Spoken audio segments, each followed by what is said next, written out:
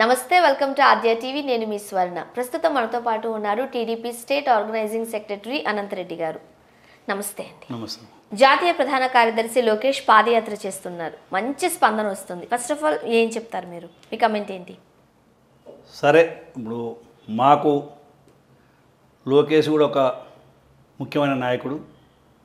చంద్రబాబు తర్వాత మంచి నాలెడ్జ్ ఉండి మంచి భవిష్యత్తుని ఇవ్వడానికి అంటే ప్రజలకు దిక్సూచిగా రాబోయే తరాలకు, రాబోయే యువతకు ఎలాంటి వసతులు కావాలి, భవిష్యత్తులో రాష్ట్రాలు ఏ విధంగా బాగుపడాలి, నా పార్టీ రావచ్చు ఇంకో పార్టీ రావచ్చు, ఎవడొచ్చినా కూడా ఏం చేయాలి అనే విధానంతో ప్రజల బాగోగులు చూసేందుకు వాళ్ళ ఉన్న కష్టాల్ని అన్నిటిని తను స్వయంగా చూస్తున్నాడు.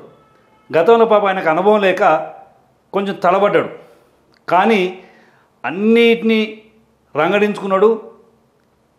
మేము గాంధీ బాబులం కాదు, ఒక చెంప కొడితే ఇంకో చెంప చూపెట్టా, చెంప కొడితే ఇంకో చెంప ఎమ్మడే కొడతాం, కానీ మేము వెనక పోవాల్సిన అవసరం లేదు, మేము తగ్గేదే లేదు. మా పార్టీ అంటే మేము నిరూపిస్తాం, మా పవర్ అంటే మేము చూపెడతాం, మా విధానం మేము చూపెడతాం, మేము ఒక పద్ధతి గల వ్యక్తులం, మా పార్టీ కూడా సిస్టమేటిక్ ఉన్నది.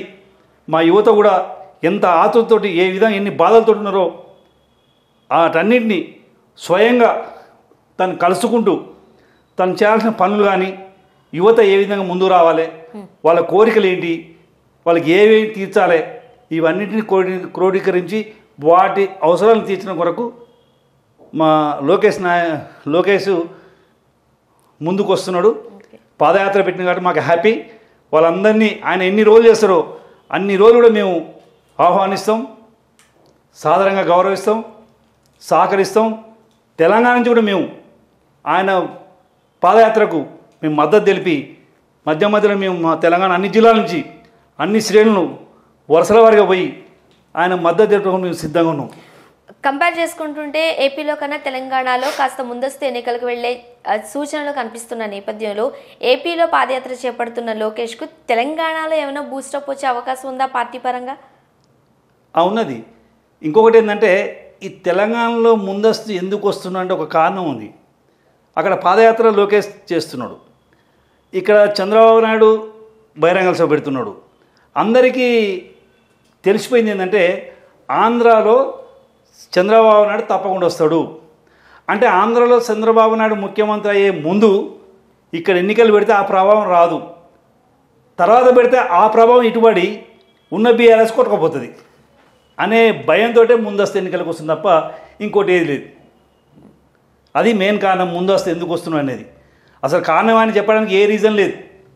ఏం అభివృద్ధి చేసినని చెప్పి వచ్చి చెప్తాడు. ఆయన మన హరీష్ రావు చెప్తున్నాడు, ఇంత మంచి ప్రభుత్వం, ఇంత మంచి స్కీములు ఎవడైనా పెడతాడు. నేను కూడా పంచి పెడతాను, నాకు 1 కోటి రూపాయలు అంటే 50 లక్షలు ఫ్రీగా పంచి పెడతాను జనాలకు. పంచిపెట్టే స్కీములు మనకు కావాల్సింది అది కాదు, పర్మనెంట్ స్కీములు కావాలి, లైఫ్ సెటిల్మెంట్ కావాలి. ఒకసారి లైఫ్లో సెటిల్మెంట్ అయితే మళ్ళీ తిరిగి ఎదురు చూడొద్దు. అటువంటి స్కీములు పెట్టుకొని అటు పరిశ్రమలు ఆ రోజు చంద్రబాబు నాయుడు వచ్చినప్పుడు పరిశ్రమలు వచ్చినాయి, అనేక స్కీములు వచ్చినాయి. పద్ధతి ప్రకారం చేసిండు. ఏ స్కీమ్ ఉన్నా కూడా దాని ఫలితం అంటే ఏ స్కీమ్ పెట్టినా, ఏ ఇండస్ట్రీ పెట్టినా, ఏది పెట్టినా కూడా దాని ప్రతిఫలితం అనేది ఉండాలి. ప్రతిఫలితం ఉంటేనే డెవలప్మెంట్ కనబడుతుంది. డెవలప్మెంట్ ఉంటేనే ప్రజలు ముందుకు వస్తారు, ప్రజలు దానికి ఉపయోగించుకుంటారు. లేకపోతే కుక్కలో బిస్కెట్ వేసినట్టు ప్రజలకు స్కీములు పెట్టి, ఉచిత స్కీములు పెట్టి ప్రజల్ని సోమరిపోతులు చేసేందుకు పనికి వస్తాయి ఈ స్కీములు తప్ప ఈ స్కీములు ఎవరికి పనికిరావు. కాబట్టి అలాంటి స్కీములు కాదు మనకు కావాల్సింది. భారతదేశం 140 కోట్ల జనాభా పెరిగింది, భూమి భాగం పెరగదు, భూమి ఇట్లే ఉంటుంది. మరి వాళ్ళందరికీ వసతులు ఎట్లా కల్పించాలి? బాంబేలో కనుక ఒక ఇల్లు ఉంటే 3 ఇల్లు 4 ఇల్లు అంతస్తు కలిపేట్టు వీళ్ళందరికీ కల్పించాల్సిన అవసరం ఉంటుంది. మరి అలాంటప్పుడు వాళ్ళకు కూడుగుడ్డ ఇవన్నీ ఎట్లా వెళ్ళాలి?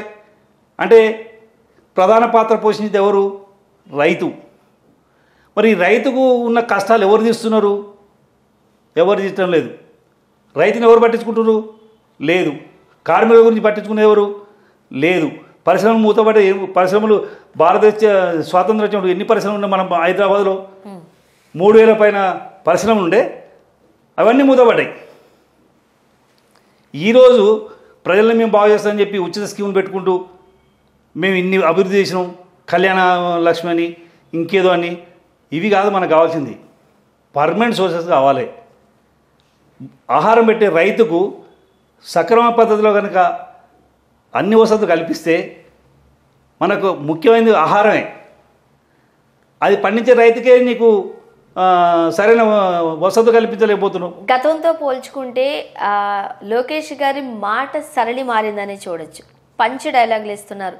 అండ్ ఒక మాస్ డైలాగ్ వేశారు వైఎస్ జగన్మోహన్ రెడ్డి గారికి, ఇంటికే పరిమితం చేస్తా, భయం అంటే ఏంటో నేర్పిస్తా చూపిస్తా అంటూ. సో ఏం చెప్తారు మీరు? ఏం లేదు, ఆయన యువకుడు, యువజన నాయకుడు. యువకులాగా మాట్లాడకపోతే, ఏజ్డ్ పర్సన్ లాగా మాట్లాడితే ఏ పార్టీకి కరెక్ట్ కాదు. నడుస్తున్న అన్యాయాలు ఎవరు చేస్తున్నారు, ఎందుకు చేస్తున్నారు, వాటిని ఎండగట్టే సత్తా ఎవరికి ఉన్నది? యువతకే ఉంటుంది. కాబట్టి ప్రధాన పాత్ర పార్టీలలో ఎవరికి ఉంటుంది అంటే యువతకే. మరి యువత ఏం చేయాలంటే సక్రమైన పద్ధతిలో ఉన్నప్పుడు సక్రమైన పద్ధతులు చేస్తారు. అక్రమైన పద్ధతులు వచ్చే వాళ్ళకు సరైన బుద్ధి చెప్పాలంటే వీళ్ళే కావాలి.